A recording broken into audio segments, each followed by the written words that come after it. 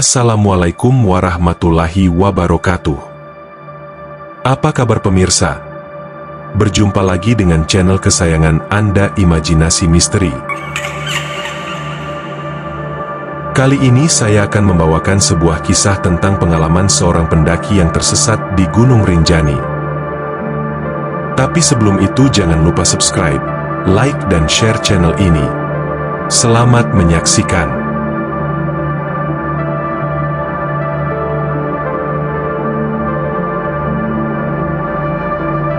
Namanya Daniel Harris, seorang pria asal Brisbane, Australia.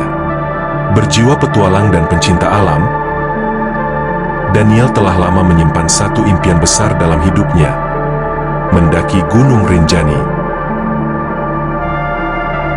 Ia membaca banyak tentang keindahan dan aura mistis gunung ini, puncaknya yang megah, danau segara anak yang magis, serta kisah-kisah spiritual yang menyelubunginya. Daniel tiba di Lombok pada awal Juli. Ia bukan pendaki berpengalaman, tapi cukup nekat. Ia memutuskan untuk ikut dalam sebuah grup kecil pendaki lokal yang dipandu oleh seorang porter bernama Pak Wirta, seorang pria tua berkulit legam dan bermata tajam. Sejak awal, Daniel sudah merasa agak kesulitan memahami bahasa dan maksud porter itu, yang sering berbicara dengan nada serius kepada rombongan. Namun karena semangatnya yang tinggi, Daniel tak terlalu peduli. My trip, my adventure, katanya dalam hati. Perjalanan mendaki dimulai dari Sembalun. Rombongan berjalan dengan semangat, bercanda, dan sesekali berhenti untuk istirahat. Tapi ada yang aneh pada Pak Wirta. Ia beberapa kali terlihat berhenti tiba-tiba, menatap ke arah hutan di kejauhan. Bibirnya komat-kamit seperti membaca sesuatu. Daniel mengira itu mungkin doa tradisional atau semacamnya. Tapi yang lain tampak serius, tidak ada yang tertawa. Saat malam tiba dan tenda didirikan, Daniel sempat keluar untuk mengambil foto bintang. Tapi di tengah keheningan, ia mendengar suara seperti orang menangis dari balik pepohonan. Ia menengok, tapi tidak melihat siapa-siapa. Suara itu tiba-tiba berubah menjadi suara perempuan tertawa. Lalu hening kembali. Daniel kembali ke tenda dan tak menceritakan apa-apa. Di pagi hari, pendakian dilanjutkan. Medan mulai terjal. Kabut tipis menyelimuti jalur. Pak Wirta berkali-kali memberi isyarat untuk tetap bersama, dan beberapa kali menoleh tajam ke arah Daniel yang cenderung berjalan terlalu cepat atau terlalu jauh dari barisan. Karena perbedaan bahasa, isyarat-isyarat itu tidak selalu dipahami Daniel. Lalu, sekitar jam 2 siang, rombongan berhenti di sebuah pos bayangan. Daniel yang penasaran dengan suara gemerisik dari sisi jalur memutuskan untuk melihat-lihat sebentar ke semak-semak. Hanya beberapa meter, pikirnya. Tapi ketika ia kembali ke jalur utama, rombongan sudah tidak ada. Ia berteriak, "Hello Pak Wirta, where are you?" Tak ada jawaban, hanya angin yang berhembus pelan, membawa bau menyengat seperti bangkai basah. Ia mulai berjalan ke satu arah, yakin rombongan belum jauh. Tapi makin lama ia melangkah, makin aneh suasana sekelilingnya.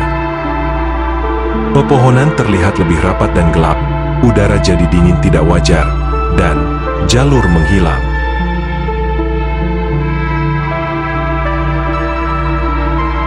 Daniel panik. Ia terus berjalan, berharap bisa menemukan tanda keberadaan manusia. Tapi tak satu pun ia temukan. Tidak pos, tidak jalur, tidak suara, hanya sunyi dan rasa diam yang menghantui. Malam kembali datang. Daniel duduk bersandar pada batang pohon besar, menggigil. Ia tidak punya makanan, hanya sebotol air. Di kejauhan, ia melihat cahaya seperti api unggun. Dengan sisa tenaga, ia mendekati cahaya itu, berharap itu adalah kelompok pendaki lain atau tim SAR. Namun, saat ia sampai di sana, tidak ada siapa-siapa. Hanya tunggul kayu yang terbakar sendiri, dan di sekitarnya, tanah terlihat seperti dipenuhi abu manusia. Ia merasa pusing, matanya berat. Saat ia hendak mundur, terdengar suara berbisik di telinganya. Kau sudah dipilih. Daniel membalikkan badan, tak ada siapapun. Malam itu, ia bermimpi melihat sosok perempuan tua bermata merah menyala, memanggilnya dari tengah danau. Dalam mimpinya, perempuan itu berkata, "Mereka meninggalkanmu, tapi aku menerimamu." Sementara itu di sisi lain, Pak Wirta dan rombongan mulai panik. Mereka telah mencari Daniel sepanjang hari kemarin, namun tak menemukan jejak sedikit pun. Jalur tempat Daniel terakhir terlihat kini tampak berubah, seperti bukan jalur yang biasa mereka lewati. Dengan hati berat, rombongan memutuskan turun ke bawah dan melapor ke tim SAR Lombok. Pak Wirta bersikeras sesuatu yang tidak wajar telah terjadi. Ia hanya berkata pelan, "Orang asing itu mungkin sudah dibawa penunggu gunung." Di pagi harinya, Daniel terbangun dengan tubuh menggigil, kakinya lecet, dan pikirannya kacau.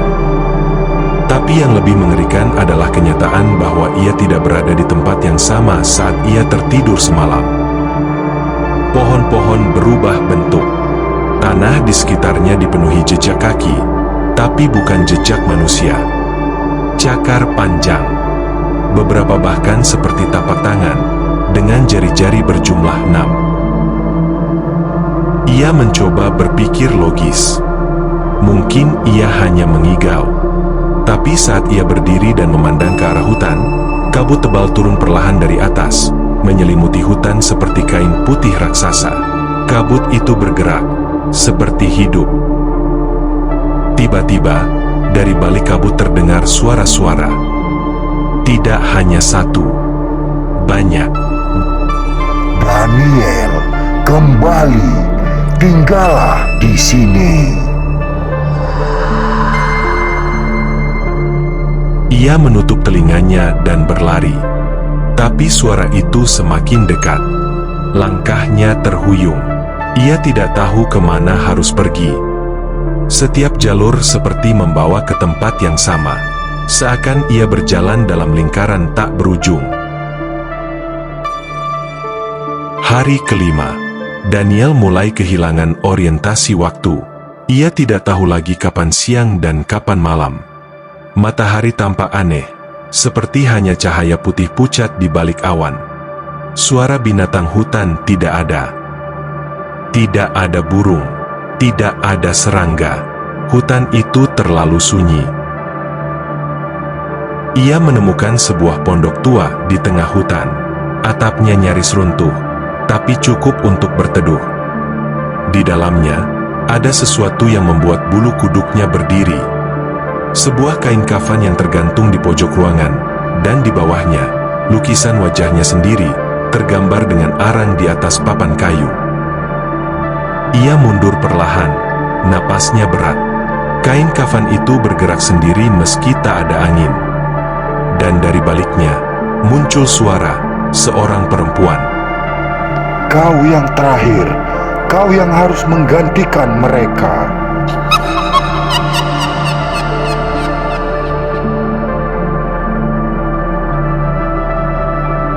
Daniel menjerit dan berlari keluar pondok.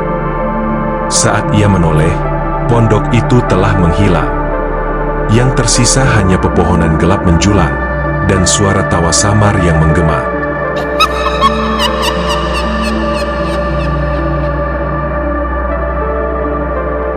Di kaki gunung, tim SAR bersiap naik. Rombongan terdiri dari 2 tim SAR, 4 porter lokal, dan Pak Wirta sebagai penunjuk arah. Mereka membawa anjing pelacak dan peralatan lengkap. Salah satu anggota SAR yang paling muda, Raka, sempat bertanya pada Pak Wirta, "Apa yakin dia masih di atas, Pak? Udah 5 hari. Bisa aja dia turun lewat jalur lain." Pak Wirta menjawab dengan dingin, "Kalau dia masih di dunia kita, dia masih di atas." Rombongan naik. Tapi begitu sampai di titik terakhir tempat Daniel terlihat, jalur mulai aneh. Kompas berputar tidak wajar. GPS tidak menunjukkan koordinat. Bahkan anjing pelacak tiba-tiba mengonggong dan menolak bergerak maju. Mereka mulai mendaki ke arah jalur yang tidak ada dalam peta. Jalur yang disebut lorong halus oleh para porter tua. Jalur yang hanya muncul bagi mereka yang diambil oleh penunggu gunung. Daniel kini kelelahan, lapar, dan setengah gila. Ia duduk di bawah pohon besar yang berlumut, lalu mulai tertawa sendiri, lalu menangis. Tiba-tiba ia melihat bayangan seseorang di kejauhan. Sosok itu berdiri diam, mengenakan pakaian porter. Ia bangkit dan berteriak, Hey, help me! Sosok itu berbalik dan memperlihatkan wajah yang bukan wajah manusia. Hitam, tak bermata, dengan mulut lebar menyeringai. Seketika langit mendung, petir menggelegar, pohon-pohon seperti bergerak sendiri. Dan dari segala arah, makhluk-makhluk mulai bermunculan. Tubuhnya tinggi, rambut panjang menutupi wajah, berjalan seperti merangkak namun melayang. Daniel jatuh, berteriak, namun suara tak keluar dari mulutnya. Ia merasa jiwanya ditarik keluar dari tubuhnya. Sudah 7 hari berlalu sejak Daniel dinyatakan hilang di Gunung Rinjani. Di saat banyak orang mulai menyerah, tim SAR dan para porter lokal tetap bertahan. Mereka tidak mau menghentikan pencarian. Hari-hari terakhir menjadi sangat berat. Hujan turun tiba-tiba. Kabut sering datang di pagi dan sore tanpa peringatan. Medan makin berbahaya. Jalur licin, batu-batu besar mudah lepas, dan udara dingin seperti menggigit tulang. Beberapa porter mulai menunjukkan tanda kelelahan fisik dan psikis. Salah satu di antaranya bahkan mengaku bermimpi didatangi sesosok wanita tua yang berkata, "Anak asing itu masih bersamaku. Kalian hanya akan membawa tubuhnya, bukan rohnya." Pak Wirta hanya diam saat mendengar itu. Ia tahu gunung sedang menguji mereka.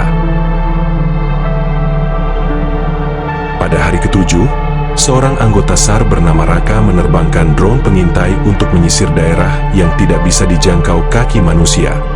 Saat layar monitor menunjukkan gambaran lembah dan jurang curam, Raka terdiam. Di sebuah dasar tebing, di antara bebatuan tajam dan lumut tebal, tampak sesosok tubuh manusia, tergeletak diam. "Pak, lihat ini. Itu Daniel," serunya. Mereka memperbesar tampilan. Sosok itu mengenakan jaket biru tua, sama seperti yang dikenakan Daniel saat terakhir terlihat. Tapi tubuhnya tak bergerak sama sekali, tak ada tanda kehidupan. Apakah dia sudah meninggal? Pak Wirta menatap layar, lalu berkata pelan, "Kita harus turun." Menuruni tebing tempat Daniel berada bukan hal mudah. Lereng curam dengan batu rawan longsor, angin kencang, dan kabut tebal membuat setiap langkah penuh risiko. Tapi mereka tak punya pilihan. 2 porter berpengalaman menuruni tebing lebih dulu, memasang tali dan jangkar. Tim SAR menyusul perlahan, menuruni jalur yang bahkan tidak tercatat di peta. Saat mereka akhirnya mencapai dasar, semua diam. Daniel tergeletak di antara batu dan lumut. Tubuhnya penuh luka, wajahnya pucat, bibirnya membiru, dan napasnya sangat lemah.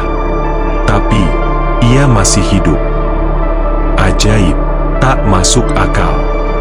Tidak mungkin seseorang bisa bertahan di tempat seperti ini selama seminggu, tanpa makanan, tanpa perlindungan. Dalam kondisi seperti itu, Raka segera memberi air dan perban darurat, sambil memanggil lewat radio agar helikopter disiapkan untuk evakuasi medis. Saat tubuh Daniel dibopong naik, langit mendadak cerah. Kabut perlahan menghilang. Angin yang sejak tadi menderu kini tenang. Gunung seperti menghembuskan napas lega.